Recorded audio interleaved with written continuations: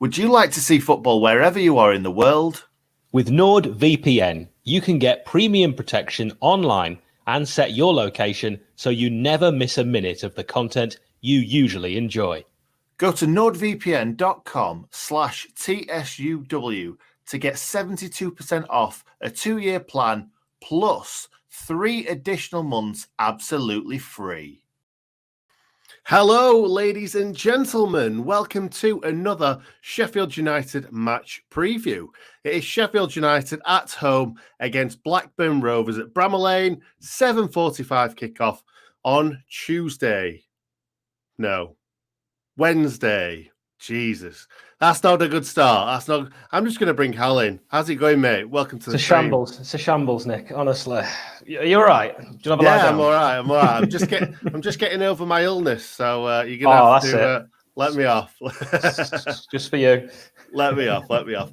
So let's bring up members on the screen, Hal, because we've had a couple of new members, which is quite exciting.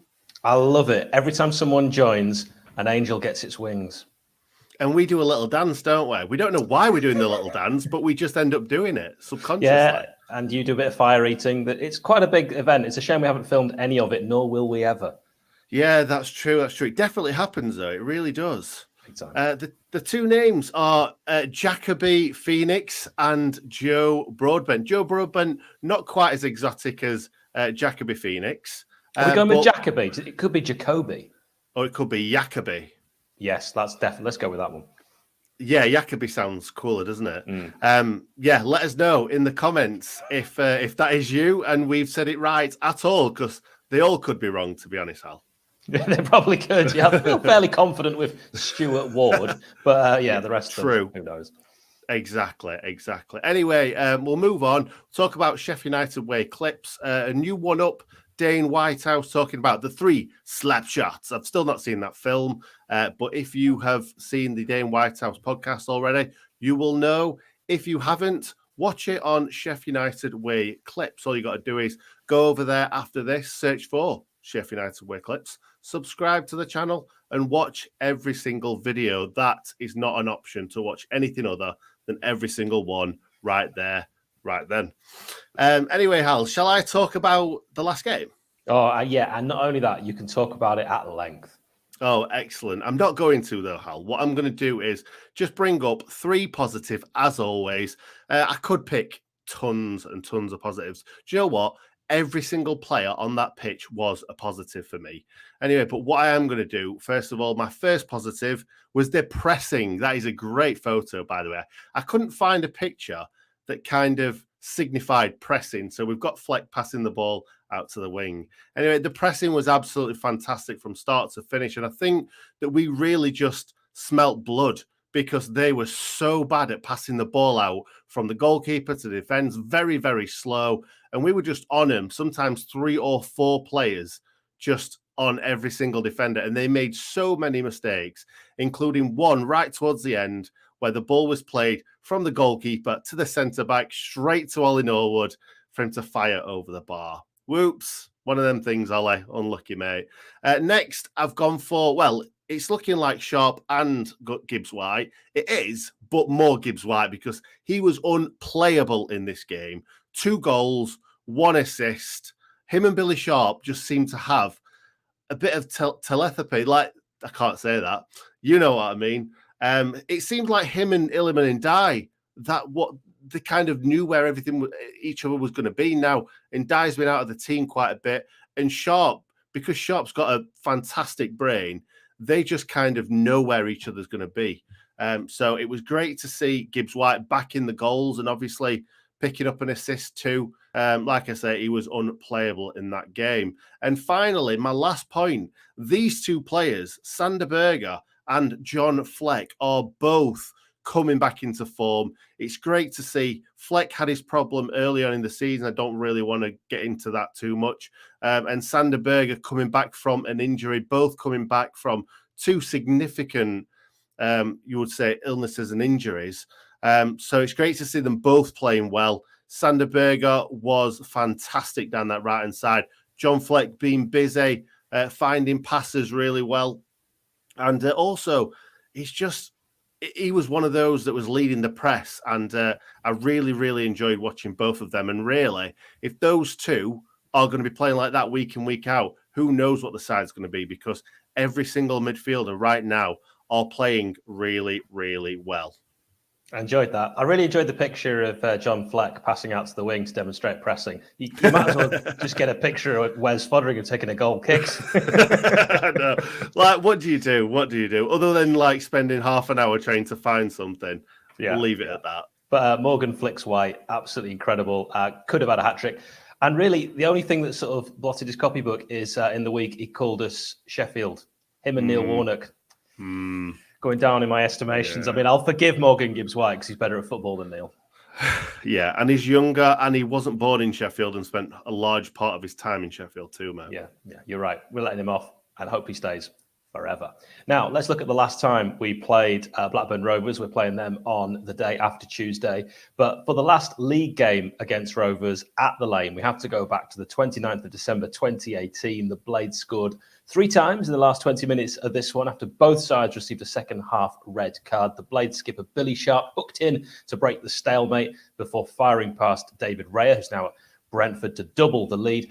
David McGoldrick, so sad, so sad. Chess in the third from John Fleck's cross. If you want to see a picture of that, it looks like pressing. And that sealed the result. Chris Basham was given a second yellow for United for handball. And Richie Smallwood, a straight red for Rovers for a challenge on Billy Sharp, both while the game was goalless. We have 9 players who started that game still on our books. And now you're going to ask me who the 9 are, right? I wasn't, because we're already taking ages, so just move on. No. Let's move on then, Hal, shall we? Yeah. Excellent news. Right. Team news. Shall I crack on into it? There's quite a bit, isn't there? And also there's so much speculation, so you might as well. Yeah, well, we'll have to see, mate. We'll have to see, because I'm going to talk about a lot of things. Some may be true, some may not. We just don't know as of right now. Hecky didn't seem to know either. So the long list of injuries is building up and up. Didze, Jayden Bogle, both been added to the list. Jack O'Connell obviously on there. Enda Stevens obviously on there for the foreseeable future, it seems. And Rhian Brewster out for the season. So we know about those. It's very disappointing to see 3 attack-minded players. And they're all exciting, aren't they? Didze, Jayden Bogle and Rhian Brewster all out for the season. So that might hamper our promotion bid, you could say. Ozzy is back on the grass, as Hal loves to say. But very light training, so I don't think we're going to see him back in this game, certainly not. Or Saturday. I think we're going to look at a couple of weeks at least. And really, we're struggling for wing-backs now. Bogle, Stevens, Baldock and Reece Davis all injured. And with loads of games coming up thick and fast, we're probably not going to see at least like Norrington Davis and Baldock. I think that Baldock's definitely going to be out, in all honesty. So let's just see. Basham's also a struggle as well, so we may see Sariki or Starbuck as well, 2 youngsters. Sariki's not played much football at all this season. He's the lad that went on loan to Beershot and didn't have a great time, so it could be Starbuck, as he's played other games this season. It's a really tough one. Like, attacking, we've got loads and loads of options in midfield, but it could be, like I'm going to show you in a second, Charlie Good playing in the defence. Now, this is the team that I've gone for. We've got Foderingham in the goal. We've got Good, Egan and Davis as the 3 central centre-backs. In my opinion, I think Bash is probably best at right wing back, and Robinson Beck's best at left wing back over Good and Davis. Like I said, Bash is a massive doubt. We're not sure. So we could either see Good playing at right wing back and then maybe bringing Robinson into... Oh, who knows? Who knows with this defence? That's the kind of problem that you have when you play 5 defenders, because you need 5 defenders fit, obviously. Then I've gone for Howrahan in the midfield with Norwood. Obviously, we keep switching them, so it could be Fleck in there, but Fleck obviously played 90 minutes the other night.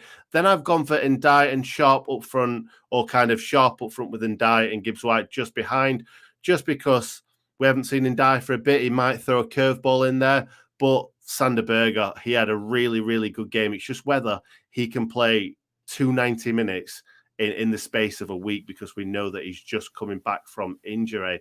Anyway, Hal, defence not looking good. No, a bit worried about that one. Let's look at the opposition. Tony Mowbray's Blackburn Rovers are third in the Championship. Rovers were the side to watch, weren't they, for a spell this season? But since Ben Brereton Diaz, 20 goals of their 45, the Chilean, born in Stoke, has been injured, they've hit a mini wobble. Blackburn had their last game postponed against Millwall, so extra rest. Blackburn had a 0-0 draw on Valentine's Day at West Bromwich Albion. Of course, Steve Bruce has managed 2 clubs and won no games this season.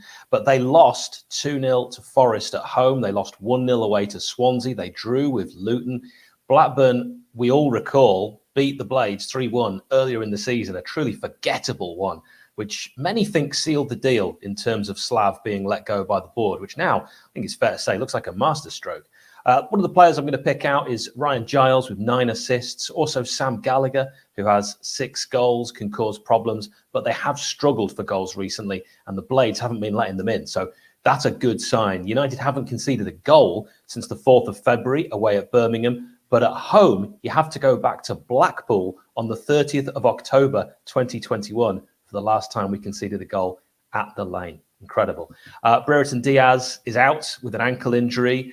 Poveda, who I thought was very impressive when he played against us earlier in the season, he's on loan from Leeds, is also out.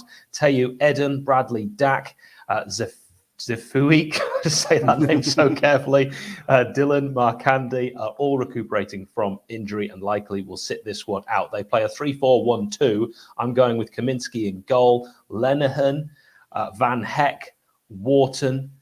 Then I think they'll go with Nyambi. I struggle with these. Lewis Travers, Joe Rothwell, Ryan Giles, John Buckley.